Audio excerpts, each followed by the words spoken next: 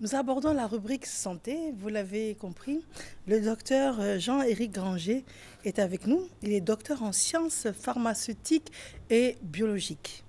On lui doit, à juste titre, la vulgarisation et la célébrité du terme microbiote. Affectueusement, les gens l'appellent le docteur microbiote. C'est comme ça qu'on me dit. Alors, Mariam, le monsieur là, le docteur qui parle de quelque chose biote, la microbiote là. Oui, c'est ça. Alors, lui dit, bon, c'est votre caricature, hein, et, en fait, vous révolutionnez la conception que l'on avait jusqu'aujourd'hui de l'hygiène. Quand on entend microbes, on a l'impression qu'il faut se défaire des microbes pour être en meilleure santé. Et quel que soit l'endroit où se trouvent les microbes, sur la peau, à l'intérieur du corps et tout, et vous nous expliquez que ce n'est pas tout à fait le cas. Exactement. Bonjour Marie. Bonjour. Exactement, le microbiote également. Aujourd'hui, on sait qu'il y a de bons microbes et il y a de mauvais microbes. Les bons microbes vivent avec nous, ils nous font du bien. Et les mauvais microbes, c'est contre eux qu'il faut combattre. Malheureusement, on a passé beaucoup d'années à détruire et les bons microbes et les mauvais microbes. Aujourd'hui, il faut arrêter de fatiguer les bons microbes. Parce qu'à partir de ces bons microbes, beaucoup de maladies peuvent s'éloigner de nous.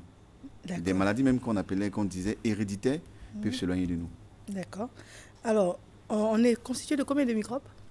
100 000 milliards de bactéries, de micro-organismes. On est constitué de 100 000 milliards. Que ce soit moi ou X ou Y, tout le monde. Très bien.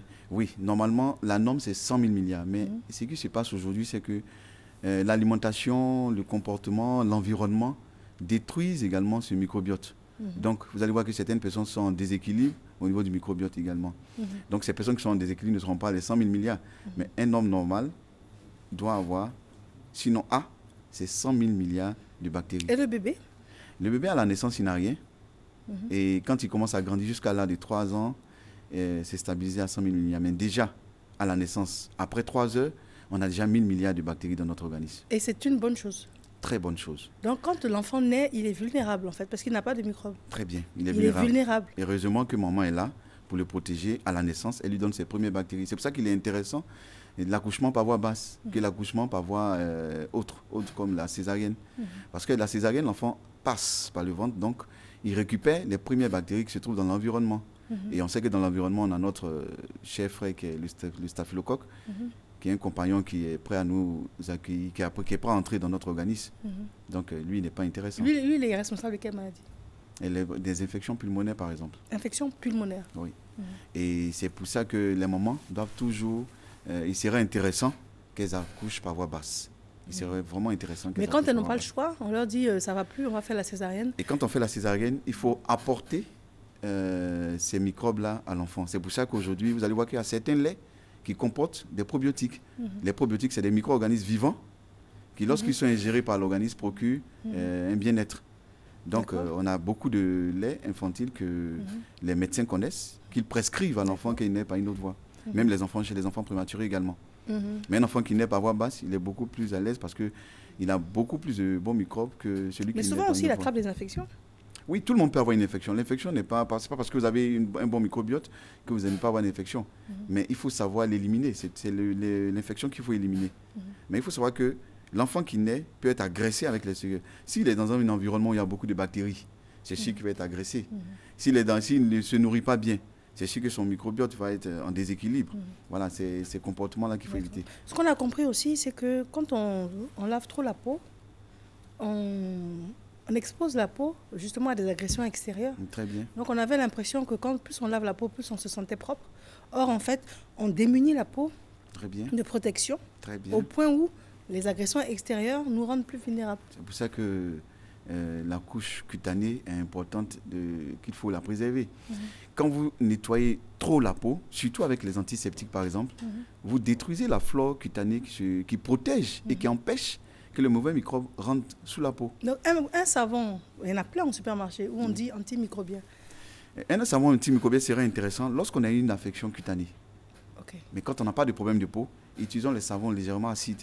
Mais quand on n'en a pas, pour ne pas en avoir, on se disait qu'en prenant un savon antimicrobien, on évitait les microbes. C'est ce qu'il ne fallait pas faire. Parce que quand vous prenez un antimicrobien et que vous l'utilisez fréquemment, vous détruisez même les microbes qui, normalement, devaient vous protéger. Et en les détruisant, vous permettez aux mauvais microbes de pénétrer facilement dans la peau. Vous nous expliquez aussi que la femme, lorsqu'elle fait sa toilette intime, elle ne devrait pas chercher à la faire trop souvent. Très bien. Ça aussi, ça m'a valu même le nom de docteur intime. Docteur, ça je ne savais pas. Docteur intime. Docteur intime. Oui, je disais que les femmes ne devaient pas faire de toilette intime. Parce que juste laver l'extérieur, parce que laver l'intérieur, ça ne sert à rien. Ce qui est là nous protège. Quand on a une infection, là c'est autre chose. Une infection, c'est sûr qu'il y a des mauvais microbes qui sont entrés. On apporte la guérison. Mais quand on apporte, il faut restaurer cette flore intime qui va être détruite également par l'apport d'autres, des antibiotiques par exemple. D'accord, donc c'est une armure en fait. Oui, une véritable armure. Impressionnante pour nous. Oui, une armure qui nous protège de beaucoup de maladies. Imaginez-vous que le comportement, même au niveau du cerveau, le cerveau même est contrôlé par le microbiote. Toutes les fonctions, tous les organes de l'organisme sont contrôlés par le microbiote. C'est extraordinaire. Vous avez une affection et au niveau du foie, c'est parce que le microbiote est en déséquilibre. Vous avez même un diabète de type 2. Il peut être à l'origine d'un déséquilibre au niveau du microbiote. Donc ça veut dire que certaines maladies de la civilisation actuelle sont liées à ce problème-là. Très bien, au déséquilibre du microbiote. C'est pour ça qu'il faut toujours rééquilibrer. Parce que c'est grâce à lui-même qu'on a une maturation de l'immunité. Le système immunitaire a sa maturité avec le microbe qui se trouve dans l'organisme au niveau intestinal. Généralement, si mes souvenirs sont bons, les antibiotiques contribuent à détruire justement le microbiote. Les antibiotiques ont un double rôle. Non seulement ils détruisent l'infection, parce que c'est pour ça qu'on prend l'antibiotique, mais au-delà, on appellera c'est les effets collatéraux, ils détruisent également le bon microbe. Donc ça veut dire que quand le médecin prescrit l'antibiotique, il a raison, parce que c'est là pour lutter contre le mauvais microbe. Contre le mauvais microbe. Mais ensuite, il tue tous les microbes et les bons. Oui. Donc ensuite, il faut restaurer en prenant justement des probiotiques. Voilà. Simplement, c'est ça. Je peux être votre assistante maintenant? Oui, ça j'ai remarqué. Parce qu'en prenant l'antibiotique, on détruit l'infection, on détruit, mais on détruit également le protecteur. Et en le détruisant, on met l'organisme, on permet à l'organisme d'avoir toutes les maladies qu'on veut. Vous allez voir que quelqu'un qui fait une antibiothérapie, après on dit qu'il est fragile. Donc on est obligé de le mettre sur remontant ou bien sur autre chose. Non, maintenant ce qu'il faut faire, c'est juste restaurer sa flore intestinale et vous allez voir que parfaitement il va se ressentir. Mais quand on prend les antibiotiques, on l'a remarqué avec les enfants, après il y a une résistance également, parce qu'on fait souvent de l'automédication, on a vu ce que le médecin a donné, ça a marché une fois, deux fois, après on se dit, oh, c'est bon, je suis un petit médecin à la maison, on donne le même traitement. Ça marche comme ça peut ne pas marcher. Et quand ça ne marche pas, on va à la pharmacie, puis on prend quelque chose de juste un peu plus fort. Très bien. Donc ça veut dire que l'enfant développe une résistance. Très bien. Et c'est pas un bon comportement. Je pense qu'il faut changer. Moi, je demande à tout le monde, si on peut éviter au maximum de donner un antibiotique à un enfant, qu'on le fasse. Parce qu'aujourd'hui, on a créé une antibiorésistance. Et selon les études que je disais ici tantôt, du Premier ministre Tony Blair, d'ici 2050, la principale cause de mortalité dans le monde serait due à la résistance aux antibiotiques. L'Afrique et l'Asie se partagent le plus gros gâteau parce qu'on prend trop d'antibiotiques de façon inutile. Mais on a peur également que le fait de ne pas en prendre, la maladie s'installe au point de peut-être emporter la personne. On a cette crainte aussi. Oui, la crainte qu'on a, et je pense que c'est une habitude qu'on a pris. L'habitude qu'on a pris, c'est qu'en prenant un antibiotique, on s'est dit qu'on aura la guérison. Quelqu'un qui a un mal de tête, et quand il prend du paracétamol que ça ne passe pas, il prend un antibiotique, il se dit que ça va passer. Quelqu'un qui fait un palu, directement il prend un antibiotique. Quelqu'un qui fait une simple toux, directement un antibiotique. Ça, c'est le réflexe qu'on a aujourd'hui ici. Et je pense que c'est un très mauvais réflexe. Il faut éviter de prendre des antibiotiques, sauf si le médecin trouve utile, je dis bien vraiment utile, de donner l'antibiotique. Il donne l'antibiotique sur une période bien déterminée. Après ça, il faut éviter de le prendre. Mais il faut restaurer toujours ce qu'on a gâté.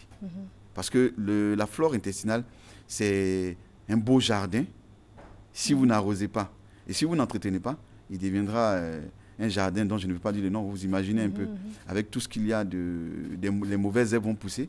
Et quand les mauvaises herbes poussent dans votre jardin, vous voyez un peu ce que ça donne. Oui. Voilà, c'est ça. Non, le microbiote, enfin, les probiotiques, on les trouve partout. Oui, les probiotiques sont aujourd'hui dans toutes les officines, on peut les avoir. C'est sur prescription médicale? Non, c'est ça l'avantage. Aujourd'hui, ils ne sont pas... je peux pousser la porte d'une pharmacie et puis demander des probiotiques. Exactement. Par rapport aux problèmes pour gérer un peu les problèmes de peau, d'intestin, de flore intime, tout ça. Tout, oui. Et ça, c'est intéressant parce que on peut l'utiliser à tout moment. Il n'y a pas d'excès. Parce qu'on est À protégé. volonté. À volonté, on peut l'utiliser à tout moment. Et même... Mais quand on n'arrêtait pas une accoutumance, une dépendance? Non, on ne peut pas faire de dépendance. C'est pas possible. Parce qu'on vit avec ces microbiotes-là, ce microbiote-là depuis qu'on est né. Et on ne fait pas de résistance, on ne fait pas d'accoutumance avec ce qu'on a déjà. Donc, c'est pas celui qui vient de l'extérieur, ce n'est pas quelque chose qui est étranger. Hein. C'est des microbes extraits de notre organisme. On les a cultivés et on les ramène dans notre organisme. Donc, ce n'est pas quelque chose d'étranger, c'est quelque chose qui nous appartenait. Donc, il ne peut pas avoir des résistances. Bien au contraire, moi, je conseille qu'il faut le faire. Et les femmes enceintes, ça ne repousse pas par rapport à la maternité? Au contraire. Chez les Ça femmes favorise. enceintes, ça favorise. Surtout une femme qui est enceinte, qui restaure fréquemment sa flore vaginale, sa flore intime. Je Ce sont des termes cousins. Hein. Voilà, c'est parce qu'on a le C'est nos réflexe. frères. Sa flore intime, c'est sûr qu'à la naissance, l'enfant aura les meilleures bactéries, le meilleur microbiote à la naissance. Donc, je conseille aux femmes enceintes d'utiliser beaucoup les probiotiques pour restaurer les flores. Non. Seulement chez les enfants, comme c'est des formes gélules, parce que c'est les formes adéquates, les formes gélules et les formes sachets. Et pour la flore intime, c'est seulement les formes gélules. Et il n'est pas intéressant de donner à une petite fille des formes gélules pour préserver sa virginité. D'accord. Voilà. Mais il y a d'autres moyens qui sont en train d'être utilisés. Très bien. Au terme de cet entretien, on vous joint comment? Au 57 47 00 00 ou microbiote1@yahoo.fr. Après, vous serez étonné qu'on vous appelle Monsieur Microbiote. Oui, mais ça ne me gêne pas en tout cas. D'accord. Merci d'être venu et puis merci à vous également. À la semaine prochaine. Ok, merci. Nous avons une capsule de sensibilisation en ce qui concerne Ebola. La répétition est un pédagogique. Christelle Akusa. Et juste après, nous allons recevoir nos invités qui nous viennent de la direction commerciale et marketing.